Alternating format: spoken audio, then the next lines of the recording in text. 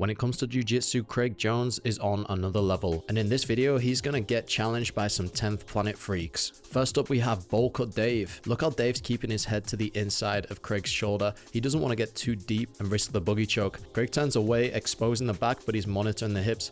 Dave doing a nice job using that right hook on the back of the knee to insert the left hook. Craig with a nice reversal, holding onto the hips and pulling Dave into his back control. He throws the right leg over the top, grabbing straight around the neck with the right arm, but he's going to get distracted by something up his nose there. And throughout this video, he's going to keep checking that nose for some reason. So guys, I want you to keep track of the nose check counter and let me know how many times Craig checks his nose in the comments below. Look how Dave keeps his hips off the mat and he uses that left elbow inside the knee and he's able to get back to his butterfly guard. Dave's going to start attacking that right leg of Craig's, looking for the ankle lock, but he passes the leg across and he looks to work towards the back. He grabs the hips and extends his crab hooks, but Craig just going to drive his back towards the mat, forcing the top side control for Dave. And remember guys, if someone's trying to take your back, the best thing you can do is put your back on the mat. For example, look how Craig has his back exposed here. He's cross framing on that wrist, but Dave's able to jump over and get that right leg across the hips. Now pay attention here, Dave's going to go for that power half Nelson, but Craig just using the structure of his forearm to frame on the mat and his head, and that's going to stop Dave from being able to break him down completely. Now watch how he clears that right leg. He's going to put it between his legs, reducing Dave's control. Now he's going to lift his hips higher than his head. That's going to force Dave to start rolling off the back of him. And as you can see, Craig's starting to clear that chest to back connection and Dave has to settle for the body lock instead. Now look how Bowl Cut Dave keeps his head to the inside of the shoulder. He doesn't drive it too low because he knows Craig's looking for the boogie choke. Bowl Cut Dave looking for both double unders, but Craig's doing a nice job blocking the bicep. Bowl Cut Dave countering by pinning the arm with the shin. He's going to try and transition towards north-south, but Craig able to frame and invert easily, and he's going to check his nose again. Dave's going to pass around into the leg drag again, and he clears that knee, locking up the hands in the side body lock. Craig looking to turn away. Now watch here how Dave stays heavy on Craig. Craig's trying to turn away and stay on his knees. Dave doing a nice job looking to climb up the back, but Craig uses the bottom pile driver position to defend. Dave not able to insert the hooks, so he's going to go back to the body lock. Craig's posting on the inside of the elbow, transitions to the hips and sits up, and he's freed his back from the chest to back connection. Dave looking for a slick little side smash there. Now look how Dave gets a really nice crotch to ass connection. Craig taking a deep breath. He knows he could be finished right there, so he rolls to his side, but Dave must have locked in the third hook because he's able to ride Craig like a kangaroo. Craig looking for a little bit of foot play and posting on the head, but Dave's being persistent with the body lock. Craig able to post up to an elbow. Dave aware of the boogie choke, keeping that head to the inside of the shoulder.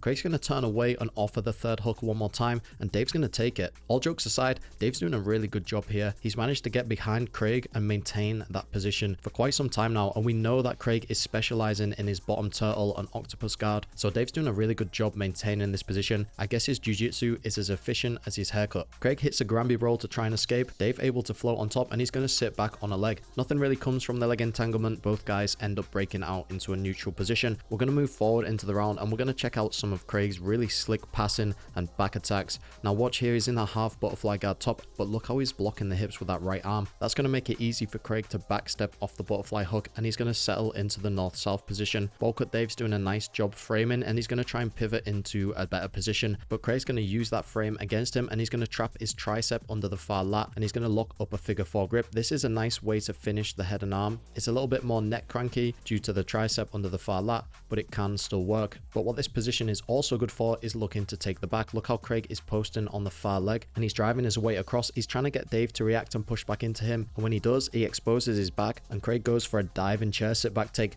Dave doing a really nice job rotating with him, and he's able to get that right forearm across the waist and ends up in the bottom mount. That's much better than having Craig Jones on your back, but Craig's going to go for the nogi Ezekiel. This is a classic Craig Jones move. You know he loves a boogie choke, you know he loves a nogi Ezekiel, and you also know he loves a nose beer in the bathroom before training. And that reminds me, guys, are you keeping track of the nose check counter? It must be adding up by now. For some reason, Craig's nogi Ezekiel is not working like it usually does. He's going to readjust and see if he can get that last squeeze, but Dave's going to be able to fight that hand out. Dave able to rebuild to butterfly guard, but watch this. Craig's just going to sit up and pull him back into the bottom mount. Nice try, but Dave's able to keep his hooks on the inside, and he sits back up to the double unders. Craig now assuming the top pile driver position, and Dave's going to enter in on one of the legs. Bowl Cut Dave really likes that ankle lock, passing the leg across, looking for the crab hooks and taking the back. Now normally in a round with Dave, Craig dominates completely, and he taps the guy whenever he wants, but Bowl Cut Dave is a different breed. Craig's just not able to pin him down and get the submission. Dave gets a lockdown on the far leg. He sits up for the body lock, driving Craig towards the mat. Craig's going to try and counter by attacking the legs, but Dave is able to free his knee line easily. Now watch this reversal from bottom turtle that Craig hits. Dave's going to sit up and grab the far hip, and Craig's just going to trap the arm and roll to the top position. Such a basic move. I remember learning this in judo class when I was about 5 to 6 years old. Such a basic technique, but it works at the highest level in jiu-jitsu. Impressive work from Bowl Cut Dave. He survived a full round with Craig Jones without getting tapped once. Now this next Dave has got a lot more energy and he's a lot more athletic. Let's see how Craig deals with it. He's inverting straight in onto the legs and he immediately catches the heel hook from the backside, proving that athletic Dave's quads are all just for show. Craig able to recover some of his ego and he's feeling much more relaxed now. Athletic Dave a little bit upset by being manhandled by Craig, so he's going to close the distance and look for some reassurance, embracing the chest to chest contact in top half guard. Now look at Craig's right hand. He's using a thumb post to block the crossface, and look how frustrating that is for Dave. He doesn't know what to do with that left arm, and that's what creates opportunities in jiu-jitsu. If you're in a bad position like this, start off by focusing on a small battle that you can win, like denying the crossface, and eventually the guy's going to make a move out of frustration, and that's your opportunity to escape. Now look at the back of Dave's shorts. It says no sad stories, which is ironic because Craig is about to give him something to cry about. He inverts through to the legs, and look here, he's going to kick that right leg through, entering into the knee bar. And what makes this so tight is the fact that he was controlling the secondary leg with the left arm. That stops the guy from being able to rotate and makes it so much harder, if not impossible, to escape that knee bar. Just like Craig's ex-girlfriends, Dave never learns from his mistakes and he keeps coming back for more. He goes for the knee on belly and Craig inverts straight into the legs, but this time Dave is able to pull out, which is also something Craig specializes in. But Craig re-inverts onto the legs, Dave running away, and Craig's going to come up to the top position. Now look here how Craig has that leg trapped in the pocket of his hip. That's such a nice position because it allows you to threaten the heel hook, and if the guy turns away, you can look towards taking the back. No sad stories. Dave looking to invert from the reverse de la Riva, but he's going to pop that right leg across the pocket of the hip,